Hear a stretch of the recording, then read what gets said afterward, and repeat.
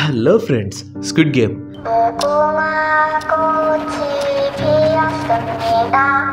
దీని గురించి ఆల్రెడీ మీరు వినే ఉంటారు. సౌత్ కొరియా నుంచి వచ్చిన one of the most successful survival thriller. నాకు తెలిసి ఆల్రెడీ మీరు చాలా మంది ఈ సిరీస్ ని చూసే ఉంటారు. ఇన్ కేస్ చూడకపోతే దీని గురించి ఒకసారి బ్రీఫ్ గా ఎక్స్ప్లెయిన్ చేస్తాను చూడండి. ఊరంతా అప్పులతో పేకల లోతుల దాకా మునిగిపోయిన 456 మంది ప్లేయర్స్ కి డబ్బాష చూపించి వాళ్ళ మధ్య చిన్న పిల్లల గేమ్స్ ని కండక్ట్ చేసి అందులో ఎలిమినేట్ అయిన వాళ్ళని అతి క్రూరంగా చంపేస్తారు. సో ఇది స్క్విడ్ గేమ్ థీమ్. అండ్ ఈ సిరీస్ ప్రపంచవ్యాప్తంగా బాగా పాపులర్ అయింది. రీసెంట్ గా స్క్విడ్ గేమ్ 2 కూడా రిలీజ్ అయింది. అండ్ దీనికి కూడా నెట్ఫ్లిక్స్ లో మంచి వ్యూవర్షిప్ అయితే వచ్చింది. జస్ట్ ఇమాజిన్, ఈ సిరీస్ రియల్ లైఫ్ ఇన్సిడెంట్స్ ని బేస్ చేసుకుని తీసారంటే మీరు నమ్ముతారా? ప్రస్తుతం ఇంటర్నెట్ లో సర్క్యులేట్ అవుతున్న కొన్ని ఫొటోస్ స్క్విడ్ గేమ్ లో ఉన్న సెట్స్ కి రిజెంబుల్ అవుతున్నాయని చెప్పి చాలా మంది నమ్ముతున్నారు. అలాగే ఆ ఫొటోస్ లో ఉన్న వ్యక్తులు వేసుకున్న డ్రెస్సులు కూడా ఇంచుమించు షోలో చూపించినట్టే ఉన్నాయి. ఈ ఫొటోస్ రియలా కాదని చెప్పి రీసెర్చ్ చేశాక తెలిసింది ఏంటంటే ఇవి 1986 లో సౌత్ కొరియాలో జరిగిన అత్యంత క్రూరమైన సంఘటన గురించి తెలిసింది.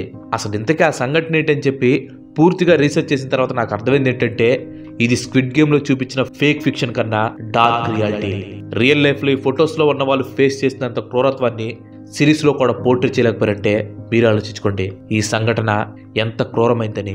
ఈ ప్లేస్ వలన బాధింపబడిన వాళ్ళు 30 సంవత్సరాల తర్వాత ఆ సంఘటన గురించి మాట్లాడాలన్నా కానీ వాళ్ళ గొంతులో వణుకు పుట్టేది.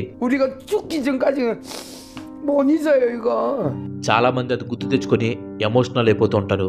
ఎందుకవరు చెప్పండి, వాళ్ళు ఫేస్ చేసిన టార్చర్ అలాంటిది. ఈ సంఘటన జరిగి 40 సంవత్సరాలు పైన అవుతున్నా కానీ ఈ కేసు గురించి ఎప్పటికీ ఇన్వెస్టిగేషన్ జరుగుతూనే ఉంది. అక్కడ బాధింపబడిన వాళ్ళు వాళ్ళకి న్యాయం జరుగుతుందని చెప్పి ఇంకా ఎదురు చూస్తూనే ఉన్నారు. ఈ ఫొటోస్ లో చూస్తే ఇది ఒక అందమైన ఆనంద శరణాలయం లాగా కనిపిస్తుంది. అఫ్ కోర్స్ అక్కడ అథారిటీస్ కూడా దీన్ని అలాగే పోర్ట్రేట్ చేశారు. కానీ నిజానికి అక్కడున్న వాళ్ళకి ఇది ఒక నరకం. వేలాది మందిని బంధించి ఘోరాతి ఘోరంగా కొట్టి చిన్న పిల్లలను కూడా చూడకుండా వాళ్ళని మానభంగం చేసి ప్రపంచంలో ఉన్న రాక్షసులంతా కూడా ఒక్కచోటే ఉన్నారనేలాగా వాళ్ళు ప్రవర్తిస్తూ ఉండేవాళ్ళు. ఈ వీడియో చూస్తున్న వాళ్ళకి ముందుగానే చిన్న వార్నింగ్ ఇస్తున్నాను. ఇందులో ఉన్న ఇన్ఫర్మేషన్ మిమ్మల్ని బాధ పెట్టచ్చు. అంటే చిన్నపిల్లలు ఈ వీడియోకి ఎంత దూరంగా ఉంటే అంత మంచిది. సో ఇంకా అసలు లేట్ చేయకుండా వీడియోలోకి ఎంటర్ అయిపోదాం. Let's get into the show. మీరు ఈ ఫొటోస్ లో చూస్తున్న ప్లేస్ ని అండ్ మనం వీడియోలో డిస్కస్ చేయబోతున్న ప్లేస్ ని కొరియన్ లాంగ్వేజ్ లో హుంగి బోకివాంగ్ అని చెప్పంటారు. ఇంగ్లీష్ లో దీనికి అర్థం బ్రదర్స్ హోమ్ అని. అసలు ఈ బ్రదర్స్ హోమ్ అంటే ఏంటో తెలుసుకునే ముందు ఆ ప్లేస్ వల్ల బాధింపబడిన వాళ్ళ గురించి తెలుసుకుందాం. అది 1984. హ్యాంగ్ జాంగ్సున్ కి 8 సంవత్సరాలు ఉంటాయి. చాలా రోజుల నుంచి సిటీకి ట్రిప్ వెళ్ళాలనేది తన కోరిక. అండ్ ఫైనల్ గా తన కోరిక నెరవేరే రోజు వచ్చింది. బట్ తనకు తెలియని విషయం ఏంటంటే అదే తన కుటుంబానికి దూరమై నరకంలో పడ్డ రోజని. హ్యాన్ ఇంకా తన చెల్లి వాళ్ళ బిజీ ఫాదర్ తో కలిసి సిటీకి వెళ్లి ట్రిప్ ని బాగా ఎంజాయ్ చేస్తున్నారు. కానీ హ్యాన్స్ ఫాదర్ కి సడన్ గా అతను చేయాల్సిన కొన్ని పనులు గుర్తొచ్చాయి. చిల్డ్రన్స్ తో ట్రిప్ లో ఉన్న సమయంలో తన పనులు ఎలా కంప్లీట్ చేయాలని ఆలోచిస్తున్నప్పుడు అతనికి ఒక ఉపాయం తట్టింది. కొన్ని నిమిషాలు పిల్లలిద్దరిని పోలీస్ సబ్ స్టేషన్ లో ఉంచి ఎలాగోలాగా తన పనులు కంప్లీట్ చేసుకుని రావచ్చని చెప్పి తను అనుకున్నాడు. ఇదే చాలా సేఫెస్ట్ అండ్ క్విక్కెస్ట్ వే అని చెప్పి హ్యాన్స్ ఫాదర్ కనిపించింది. వెంటనే పోలీస్ సబ్ స్టేషన్ కి వెళ్లి పిల్లల్ని ఒక ఆఫీసర్కి అప్పగించి కొద్దిసేపట్లో వస్తానని అంతవరకు పిల్లల్ని చూసుకోమని చెప్పి అతనికి చెప్పాడు. బట్ హ్యాన్స్ ఫాదర్ కి తెలియని విషయం ఏంటంటే ఆ పోలీస్ ఆఫీసర్ తన ఫ్యామిలీని 2గా చీల్చబోతున్నాడని. హ్యాన్స్ ఇంకా తన సిస్టర్ వాళ్ళ ఫాదర్ చెప్పిన విధంగానే ఎక్కడికి వెళ్లకుండా ఆ పోలీస్ ఆఫీసర్ కి దగ్గరగా ఉండి ఫాదర్ ఎప్పుడు రిటర్న్ అవుతాడని చెప్పి వెయిట్ చేస్తూ ఉన్నారు. ఆ ఫాదర్ వెళ్ళిపోయిన కొద్దిసేపటికే పోలీస్ సబ్ స్టేషన్ ముందు ఒక బస్సు వచ్చాగింది. వెంటనే కొంతమంది బస్సులో నుంచి దిగారు. పోలీస్ ఆఫీసర్ సైకిల్ చేసి వాళ్ళకేదో చెప్పాడు. వెంటనే బస్సులో నుంచి దిగిన వాళ్ళు ఈ ఇద్దరు పిల్లల్ని బస్సులోకి బలవంతంగా ఎక్కించేశారు. భయపడిపోయిన పిల్లలిద్దరూ గట్టిగా ఏడవటం మొదలు పెట్టారు. మా ఫాదర్ ఇక్కడికి వస్తున్నారు, మమ్మల్ని వదిలేయండి అని చెప్పి వేడుకున్నారు. కానీ డ్రైవర్ బస్సుని స్టార్ట్ చేసి అక్కడి నుంచి ఫాస్ట్ గా తీసుకుని వెళ్ళిపోయాడు. అసలు ఆ బస్సు ఎక్కడికి వెళ్తుందో కూడా ఈ ఇద్దరు పిల్లలకి తెలిసే అంత ఏజ్ వాళ్ళది కాదు. బస్సులో వాళ్ళు కంటిన్యూస్ గా ఏడుస్తూనే ఉన్నారు. వాళ్ళ ఏడుపులకి అరుపులకి కోపం వచ్చి చిన్న పిల్లలను కూడా చూడకుండా ఇష్టం వచ్చినట్టు కొట్టారు. బస్సు స్ట్రైట్ గా బ్రదర్స్ హోమ్ కి వెళ్ళింది. అసలు ఈ బ్రదర్స్ హోమ్ అంటే ఏంటి, అది ఎలా ఫామ్ అయిందో ఇప్పుడు మనం తెలుసుకుందాం. 1950s లో రిపబ్లిక్ ఆఫ్ కొరియాలో ఒక ఘోరమైన కొరియన్ వార్ జరిగింది. ఆ టైంలో చాలా మంది ఇల్లు కోల్పోయి రోడ్డున పడ్డారు. అలాంటి సమయంలో ఆర్ఫన్స్ కి ఒక స్థావరం ఏర్పాటు చేయాలని చెప్పి గవర్నమెంట్ ఒక మిషన్ ని తీసుకొచ్చింది. ఇంకా క్లియర్ గా చెప్పాలంటే దీన్ని సౌత్ కొరియా ఒక ప్రెస్టేజ్ లాగా తీసుకుంది. అప్పట్లో ఉన్న మిలిటరీ గవర్నమెంట్ కి సొసైటీలో ఉన్న పూర్ పీపుల్ కనపడకూడదు అనే ఒక ఆలోచన ఉండేది. దీనికోసమనే వాళ్ళు రోడ్ సైడ్ పిల్లల్ని తీసుకుని ఒక చోట బంధించడం స్టార్ట్ చేశారు. వీటినే డిటెన్షన్ సెంటర్ లేదా బ్రదర్స్ హోమ్ అని చెప్పి పిలుస్తారు. అలా బంధించిన వాళ్ళకి కావాల్సిన ఫుడ్, బెడ్ అన్ని ప్రొవైడ్ చేయాలనేది గవర్నమెంట్ ప్లాన్. కానీ అక్కడ అలా జరిగేది కాదు. హ్యాన్ ఇంకా తన చెల్లెల్ని లోపలికి తీసుకుని వెళ్ళిన తర్వాత ముందుగా వాళ్ళకి గుండు కొట్టి వాళ్ళకు ఒక నెంబర్ ఉన్న బట్టల్ని తొడిగారు. అక్కడున్న ఎవరిని కూడా వాళ్ళు పేరు పెట్టి పిలవరు, కేవలం వాళ్ళ నెంబర్ పెట్టి మాత్రమే పిలుస్తారు. Just like in squid game. ఒక బ్లూ ట్రైనింగ్ సూట్ ని, రబ్బర్ షూస్ ని, ఇంకా నైలాన్ అండర్వేర్ ని మాత్రమే అందరికీ ప్రొవైడ్ చేస్తారు. హ్యాన్ ని ఒక ప్లాటూన్ లో, హ్యాన్ సిస్టర్ ని ఇంకొక ప్లాటూన్ లో పడేశారు. హ్యాన్ ని ఎన్వెలోప్స్ ని ఫోల్డ్ చేయాలని, ఇంకా టూత్ పిక్స్ ని తయారు చేయాలని చెప్పి బాధ్యతనిచ్చారు. అక్కడ వీళ్ళకి స్నానం చేసుకోవడానికి కూడా ఉండదు. ఎప్పుడో ఒకసారి మాత్రమే వాళ్ళకి స్నానం చేసుకోవడానికి అవకాశం ఇస్తారంట. ప్రతిరోజు వాసన వచ్చే బార్లీ రైస్ ని, పాడైపోయిన ఫిష్ ని మాత్రమే వాళ్ళకి ఆహారంగా పెట్టేవారంట. అక్కడున్న ఎవరికి కూడా న్యూట్రిషన్ సరిగ్గా అందేది కాదంట. ఒక చిన్న బెడ్ మీద 4 పర్సన్స్ పడుకునే వాళ్ళంట. ఇంకో విషయం ఏంటంటే ఆ బెడ్స్ కూడా సేమ్ స్క్విడ్ గేమ్ లో ఉన్నట్టే అరేంజ్ చేసి ఉంటాయి. ప్లాటూన్ లీడర్స్ ప్రతిరోజు వాళ్ళుండే రూమ్స్ చివర ఎవరో ఒకరిని మానభంగం చేస్తూ ఉండేవాళ్ళు. ఇవన్నీ చూస్తున్న వాళ్ళలో చాలా మంది తప్పించుకోవాలని చెప్పి ఆలోచిస్తూ ఉండేవాళ్ళు. కొంతమంది అయితే తప్పించుకోవడానికి ప్రయత్నం కూడా చేసేవాళ్ళు. కానీ 23 అడుగులు ఎత్తున్న ఫెన్స్ ని దాటాలంటే ఎవరికైనా సాధ్యమా? బట్ అయినా కానీ కొంతమంది పారిపోవడానికి ప్రయత్నించారు. అలా ప్రయత్నించిన వాళ్ళలో చాలా మంది గార్డ్స్ చేతికి చిక్కారు. అలా చిక్కిన వాళ్ళని గార్డ్స్ చచ్చేంతలాగా కొట్టేవారంట. హ్యాన్ ఈ సంఘటనలన్నింటినీ కల్లారా చూశాడు, అనుభవించాడు కూడా. ఇందులో ఇంకొక దారుణమైన విషయం ఏంటంటే మ్యూచువల్ మానిటరింగ్ సిస్టమ్ అని చెప్పి ఒకటి ఉంటుంది. ప్లాటూన్ లో ఎవరైనా సరే ఎస్కేప్ అవ్వాలనుకుంటే వాళ్ళ ప్లాటూన్ లో ఉన్న వాళ్ళే ఈ విషయం లీక్ చేసి ఎస్కేప్ అవ్వాలనుకున్న వాళ్ళ ప్లాన్ ని చెడగొడుతూ ఉంటారు. బయట నుంచి చూసే వాళ్ళకి ఇది ఒక వెల్ఫేర్ సెంటర్ మాత్రమే, కానీ లోపలుండే వాళ్ళకి ఇది ఒక నరకం కంటే ఘోరమైన స్థలం. నరకంలో అయితే తప్పు చేసిన వాళ్ళకి మాత్రమే శిక్ష వేస్తారు, కానీ ఇక్కడ ఏం తప్పు చేయకపోయినా కానీ శిక్ష ఎప్పటికప్పుడు పడుతూనే ఉంటుంది. కొన్ని వేల మందిని బంధించి వాళ్ళ ఇష్టానికి విరుద్ధంగా కొన్ని సంవత్సరాల పాటు గొడ్డు చాకిరీ చేయించుకునేవారు. అందులో బాధింపబడిన వాళ్ళు చెప్పిన దాని ప్రకారం వాళ్ళందరినీ ఒక స్లేవ్ లాగా యూజ్ చేసుకునే వాళ్ళంట. 1970s నుంచి 1980s పీరియడ్లో కన్స్ట్రక్షన్ సైట్స్లో, ఫార్మ్స్లో, ఇంకా ఫ్యాక్టరీస్లో వీళ్ళ చేత లేబర్ వర్క్ చేయించేవాళ్ళు.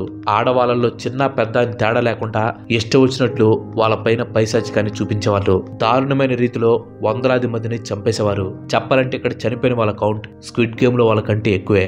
అధికారులు ఆ సెంటర్ ని ఒక ఆర్మీ క్యాంప్ లాగా తయారు చేశారు. బస్సులు, వ్యాన్లు తీసుకుని వచ్చి వాళ్ళని గ్రూప్స్ గా డివైడ్ చేసి ప్లాటూన్స్ లో వేసేవాళ్ళు. అంటే కొంతమందిని డివైడ్ చేసి ఒక స్క్వాడ్ కింద తయారు చేసేవాళ్ళు. ఆ తర్వాత ఆ ప్లాటూన్ కి ఒక లీడర్ ని నియమించేవాళ్ళు.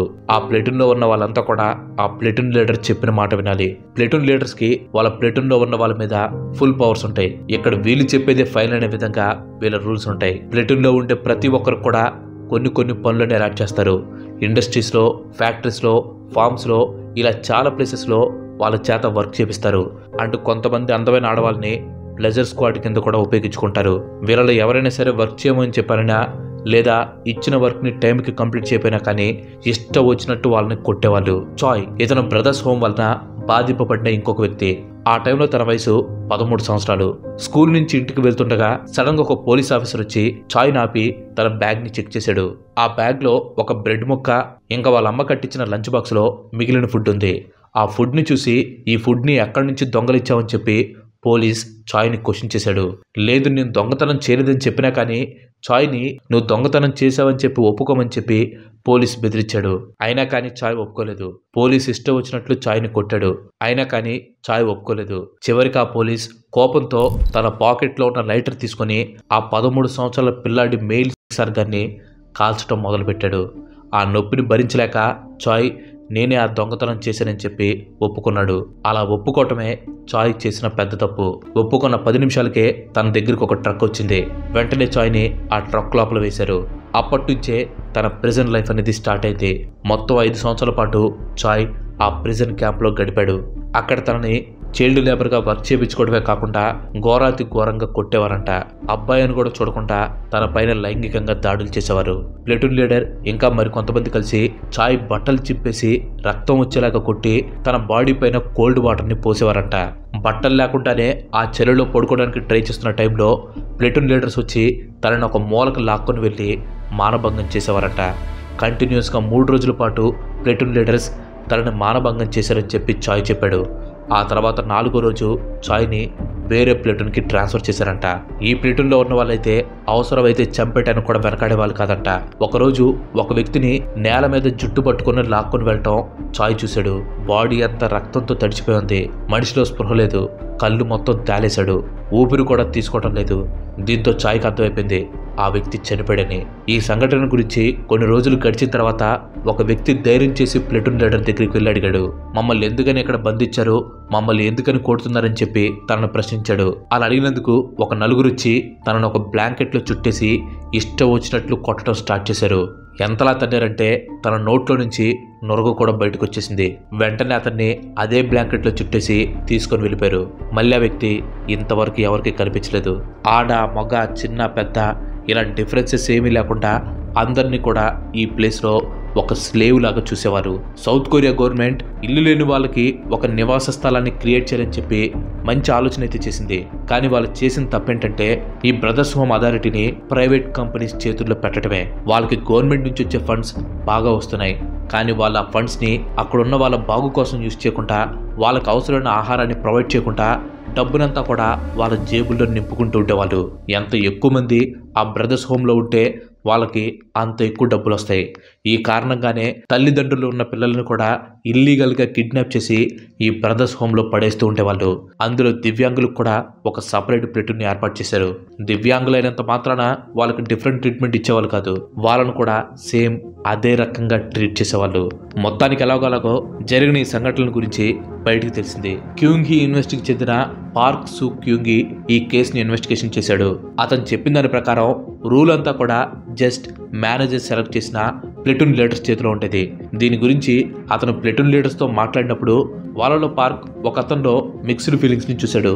తను చేసింది తప్పని అతనికి తెలిసినా కూడా సర్వైవల్ అవడానికి అలా చేయక తప్పలేదని చెప్పి తను చెప్పాడు.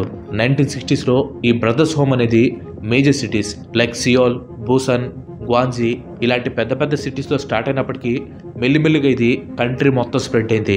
మిడ్ 1980s వచ్చేటప్పటికి వెల్ఫేర్ సెంటర్స్లో జనాల్ని చచ్చేంతలా కొడుతున్నారని చెప్పి బూసన్లో కొన్ని రూమర్స్ అయితే స్ప్రెడ్ అవడం స్టార్ట్ అయ్యాయి. చాయ్ ఫాదర్ తన కొడుకుల్ని బ్రదర్స్ హోమ్స్ వాళ్ళే కిడ్నాప్ చేసి ఉంటారని చెప్పి ప్రొటెస్ట్ చేయడం స్టార్ట్ చేశాడు.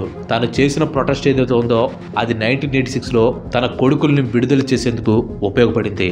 సరిగ్గా 1 year తర్వాత బ్రదర్స్ హోమ్ ని రన్ చేస్తున్న పార్క్ ఇన్-గ్వెన్ ని అరెస్ట్ చేశారు. ఆ అరెస్ట్ తర్వాత ఈ సెంటర్స్ అన్నిటిని కూడా పూర్తిగా క్లోజ్ చేసేశారు. ఒక రిపోర్ట్ ప్రకారం 12 సంవత్సరాల పాటు రన్ అయిన బ్రదర్స్ హోమ్ దాదాపుగా 500 పైగా మంది చావుకి కారణమైంది. హ్యూమన్ కైండ్ లోనే ఇది ఒక ఇన్హ్యూమన్ ఇన్సిడెంట్ గా చాలా మంది చెప్పుకుంటూ ఉంటారు. హ్యూమన్ రైట్స్ ని వైలేట్ చేసి ఇలాంటి సంఘటనలు బయటకు రాకుండా ఇంకా చాలానే జరుగుతున్నాయి.